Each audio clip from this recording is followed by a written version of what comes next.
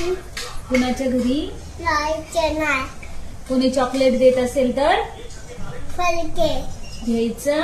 नाही. कोणी बोललं चल माझ्यासोबत मी तुला खाऊ देतो, जायचं. नाही. काय होतं? मस्त. मारतात ना. हा.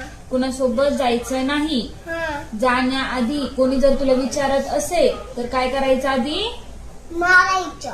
मारायचं नाही, आईला सांगायचं. हा. आई मला हे काका, कोणी पण असू, काका असू काकू असू कोणी असू, हे मला त्यांच्या सोबत नेत आहे, मला हे चॉकलेट देत आहे, खायचं नाही.